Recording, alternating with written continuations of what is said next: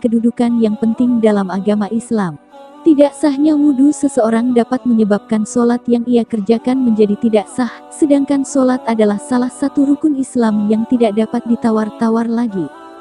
Oleh karena itu merupakan suatu kewajiban bagi setiap muslim untuk memperhatikan bagaimana dia berwudhu. Nabi Shallallahu Alaihi Wasallam bersabda, tidak diterima sholat yang dilakukan tanpa wudhu dan tidak diterima sedekah yang berasal dari harta yang didapat secara tidak halal. Hadis riwayat Muslim. 1. Tidak membaca bismillah. Rasulullah Shallallahu Alaihi Wasallam bersabda, tidak sempurna wudhu seseorang yang tidak membaca basmalah. Hadis riwayat Ahmad.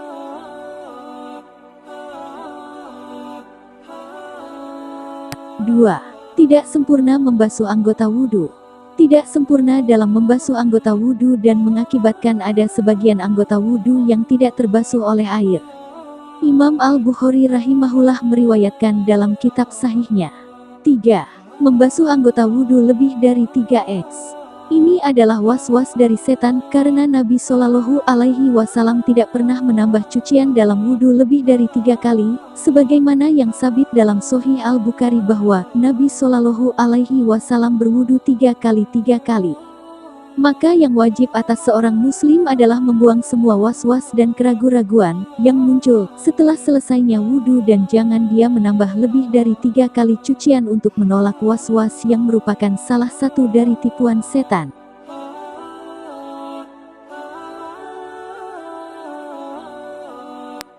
Empat. Boros dalam penggunaan air. Ini adalah terlarang berdasarkan firman Allah Ta'ala. Dan janganlah kalian berlebih-lebihan. Sesungguhnya Allah tidak menyukai orang-orang yang berlebih-lebihan. Quran Surah Al-An'am 141 dan Al-A'raf 31. Rasulullah pun bersabda tentang hal ini.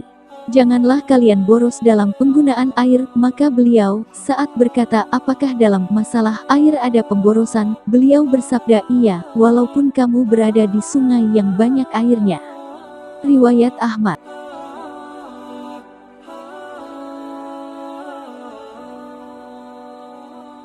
5. Menyebut nama Allah di dalam WC atau masuk ke dalamnya dengan membawa sesuatu yang di dalamnya terdapat zikir kepada Allah. Ini adalah hal yang makruh, maka sepantasnya bagi seorang muslim untuk menjauhinya. Dari Ibnu Umar radhiyallahu anhuma beliau berkata, ada seorang lelaki yang berlalu sementara Rasulullah Shallallahu Alaihi Wasallam sedang kencing. Maka orang itu pun mengucapkan salam tapi Nabi tidak membalas salamnya. Riwayat Muslim. Hal ini karena menjawab salam adalah termasuk zikir. 6. Beristinja, mencuci dubur, setelah buang angin atau kentut. Tidak ada istinja ketika buang angin, kentut. Istinja hanya pada buang air kecil dan buang air besar, maka tidak disyariatkan bagi orang yang kentut untuk beristinja sebelum berwudu sebagaimana yang dilakukan oleh sebagian orang.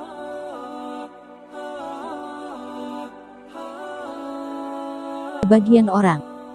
7. Tertidur kemudian tidak mengulang wudhu.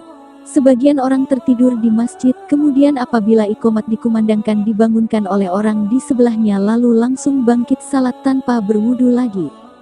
Orang yang seperti ini wajib baginya untuk berwudhu, karena dia lelap dalam tidurnya.